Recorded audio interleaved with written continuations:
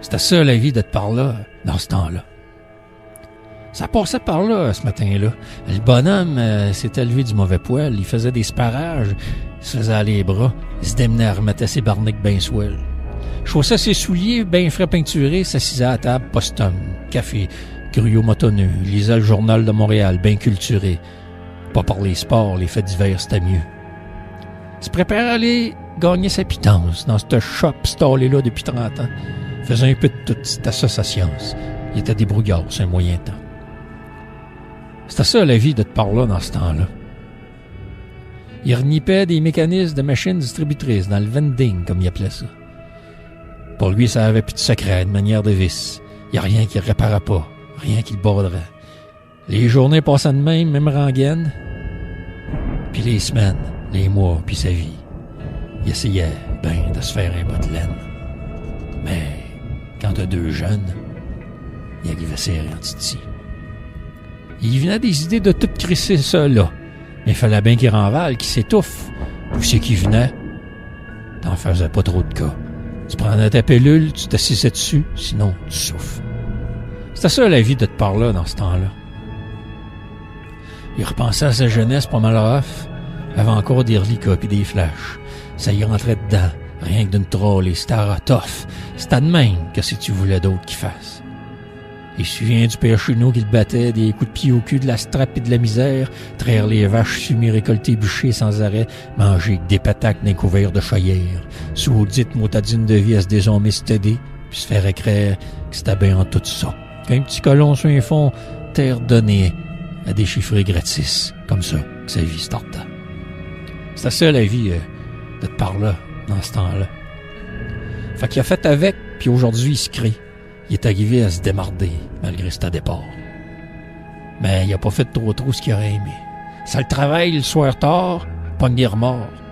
Mais il sait bien aussi que quand t'es né de même, tu te trouves à partir de pas mal trop de loin. Qu'en noyant ça dans la boisson, tu fais le moins blême, mais que ça scrape ta vie. Puis que tu fais plus trop ton fin. Malgré tout, il n'y a pas de regret. C'était ça dans ce temps-là. Il aurait comme fait des miracles, une vie en dents de scie. À force de gravouiller, de varnoyer puis de varger dans le tas, il aurait réussi à vivre honnête en paix. C'était ça, la vie.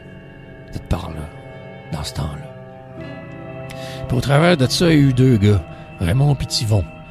Un des 2 a pas mal reviré. C'était un genre des rapaillés. Même jeune, il était étrange puis bizarre. Même un peu gnochon.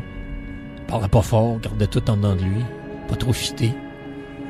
Il y avait donc un petit peu du bonhomme dans la gorge, il y avait comme un moton. On aurait dit qu'il était possédé. Comment qu'il était donc pour revirer? À l'école, on le traitait de bien tous les noms. Tapette, fifi, toton. Puis à la maison, il mangeait des volets. Il y avait d'affaires effouérées. Où c'est que tu viens de même, mon petit Snoro? Sais-tu à quelle heure qui est, tabarnak, crise de sang génie? Va t'apprendre, moi, à pas écouter mon esti sans dessin de nono. Tu joueras pas au plus fin avec moi. Puis arrête de broyer, mon estifi.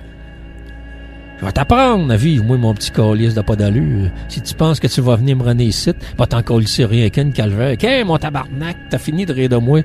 T'as fini de rire de moi de même, mon sacrement. Ça, c'est sûr. Regarde-le mieux, puis ferme ta crise de gueule. Ça, c'est clair? C'était ça, la vie, de te parler là, dans ce temps-là. Puis plus tard, il a abouti dans la rue. A mangé des vidanges, dormi dans un squat. Il était libre au moins. Passera inaperçu. C'était fini pour lui de marcher à 4 pattes.